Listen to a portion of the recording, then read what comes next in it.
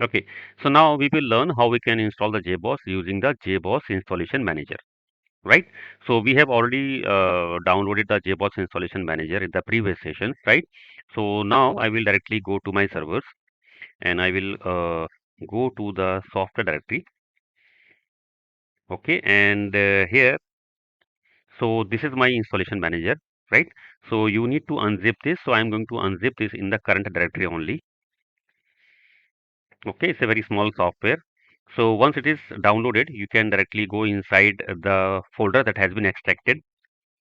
Now here, if you go inside the bin directory, okay, so here we have the main script that we use for the installation, which is the jboss ef installation manager.sh. Okay, if you're on a Windows, then you have to use a .bat, right? And the command that we have learned is the same. This is the script name, then install, then hyphen profile, which profile that you are going to install. So we are going to install the current version, which is 8.1. So profile name would be eap hyphen 8.1, right? And the directory in which you want to install the jboss. So I am going to install in user3 and I will create this directory first. So we have installed with the help of zip installer. Okay, let me see what was the directory. Yeah, so this is the directory that we have used for the installation of zip method. So I'm going to create one more directory here with the name of jboss eap.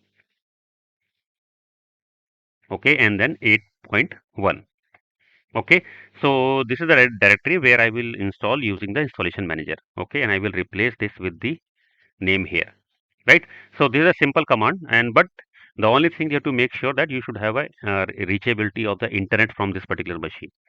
Okay, if it is in some of your private network in your organization where the connection to the internet is not allowed, then you cannot use this method because this will not able to reach the public repository of the JBoss, right? So in that case, either you have to go with the zip installer, you need to download it offline and then you need to copy it in your machine. And second method, you can download the jar installer and then you can copy it in your Linux machine. And but for that, you need to make sure that you should have a access of the graphical user interface mode. Okay, so this we are going to cover next once this installation is completed. Okay, so now I will quickly take this command and I am going to run it here. Okay, so I have to go to inside my installation manager directory first. So jboss installation manager and then bin directory, right? So here I have the script. So let me run this command. Okay, so it's saying Java not found. Let me see what is the Java version I have. Sorry, Java hyphen.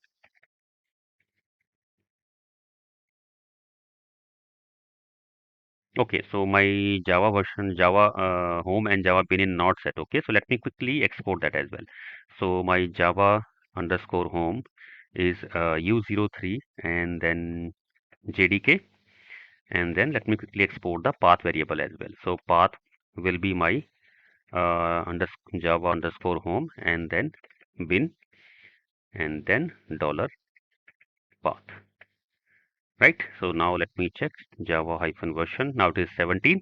So I'm going to run the command again. Okay, so now you can see it is contacting the online public repository of the JBoss and you have to give yes on the agreement. Okay, after that it will initiate the installation of your package directly using the internet. Okay, so we have not downloaded any of the zip or jar, any kind of installer. We have just downloaded the installation manager and now we are running the installation manager by giving this particular command where we have specified the profile name. So this profile name, okay, according to the version that you are going to download. So here you can see we have the current version 8.1, right?